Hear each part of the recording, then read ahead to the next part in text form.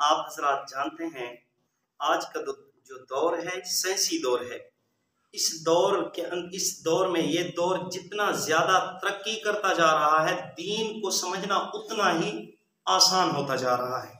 تو میں نے آپ کو بتایا یہ جو دور ہے سائنسی دور ہے، اس دور کے اندر باقی جتنے بھی ادیان ہیں، آپ تقابل ادیان کا مطالعہ کریں تو آپ کو پتہ چل جائے گا کتنے ادیان ہیں۔ تو تمام ادیان کہتے ہیں سائنس کو چھوڑ دو، سائنس سے دور رہو۔ اگر سائنس سمجھنی ہے تو تمہیں مذہب سمجھ نہیں آئے گا، لیکن قرآن پاک کوئی سائنس کی کتاب نہیں ہے۔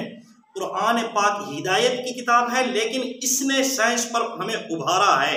اس نے ہمیں سائنس پر کیا ابھارا ہے۔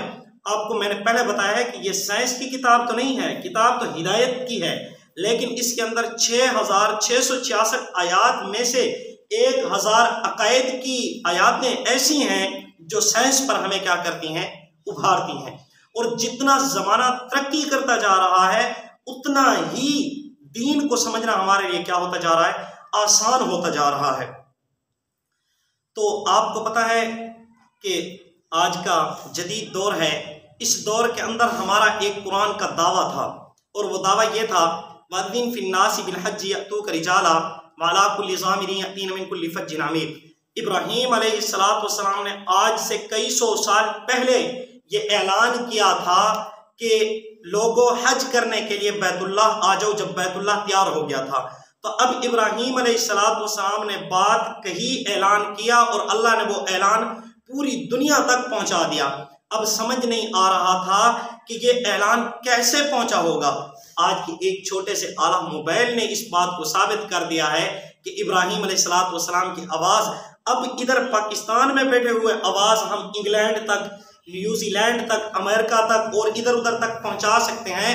تو اللہ رب العزت بس زیادہ قدرت رکھتے ہیں اس بات پر کہ ابراہیم علیہ السلام کی آواز کو پوری دنیا کے اندر پہنچا دیں۔ تو اس موبائل نے آ کر ابراہیم علیہ السلام کے اس اعلان کو کیا کر دیا ہے، آسان کر دیا ہے۔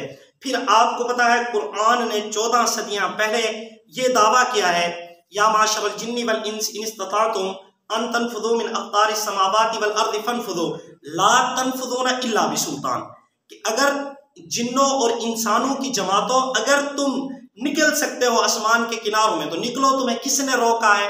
تو اس کا کیا مطلب ہے؟ قرآن کہتا ہے کہ ایک نکلیں گے۔ تو آج کیا ہے، جہاز ایجاد ہو گئے ہیں، تو یہ کون سی کوئی مشکل بات ہے؟ اس سے ہمیں واقع معراج صحیح معنی میں کیا ہوگا، سمجھ آئے گا۔ واقع معراج، اس سے ہمیں واقع معراج کو جہازوں نے اور واقع معراج کو راکٹوں نے مزید آسان کر دیا ہے۔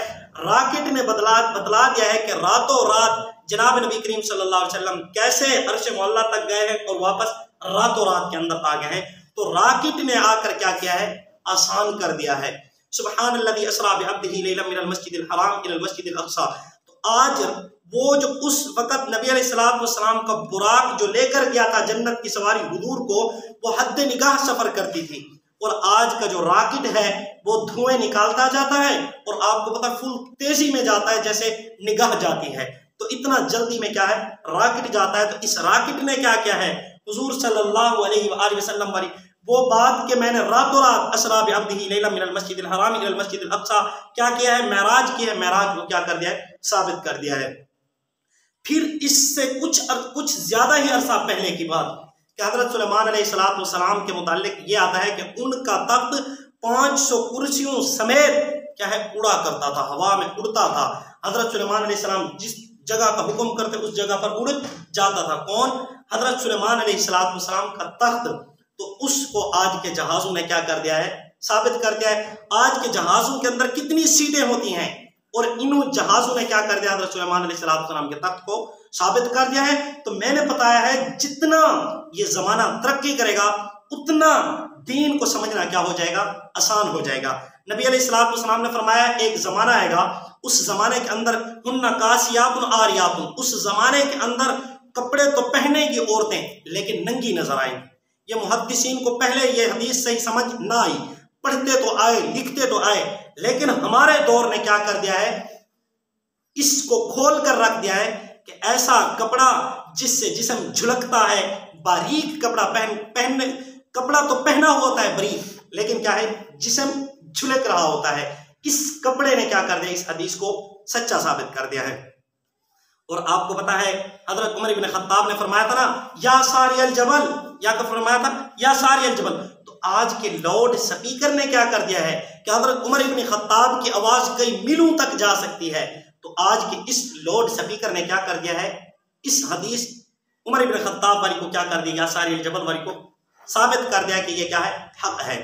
پھر یہ بات آتی ہے کہ قبر حد نگاہ کیا ہو جاتی ہے, کھلی ہو جاتی ہے, قبر گھٹ جاتی ہے, قبر کے اندر جنت کی کھڑکی کھول دی جاتی ہے, جہنم کی کھڑکی کھول دی جاتی ہے بندے کے حالات کے مطابق. تو یہ بات بھی سمجھ نہ آنے والی تھی, لیکن آج ایک چھوٹے سے موبائل نے کیا کر دیا, اس کو ثابت کر دیا ہے. وہ کیسے کہ اس موبائل کے اندر کتنے بڑے بڑے سمندر موبائل کے اندر آ جاتے ہیں, اور آسمان موبائل کے اندر آ جاتا ہے, زمین موبائل کے اندر آ جاتی ہے, پہاڑ موبائل کے اندر آ جاتے ہیں, بڑے بڑے محلات, بڑے بڑے جنگلات اس موبائل کے اندر, ٹچ موبائل کے اندر آ جاتے ہیں.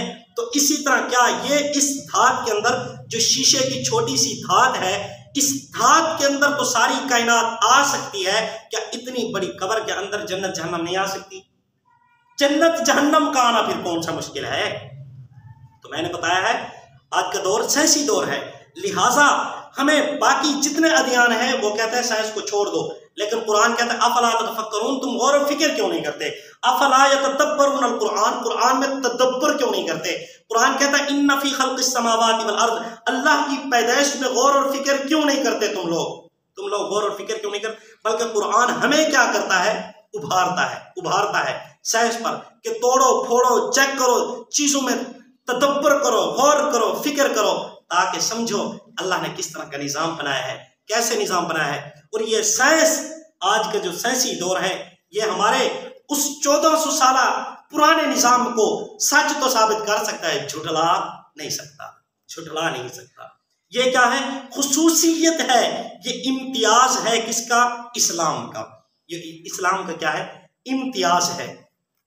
اور آپ کو پتا ہے اسی موبائل کے اندر ویڈیو لنک کال کا بھی آپشن ہے. اس آپشن نے وہ بات ثابت کر دی کہ جناب نبی کریم صلی اللہ علیہ وآلہ وسلم سے جب پوچھا تھا نا مشرکین عرب نے کہ جی پھر بتائیں مسجد اقصی کے دروازے کتنے تھے, ستون کتنے تھے, جب یہ پوچھا تو اللہ نے حضور کے سامنے کر دیا.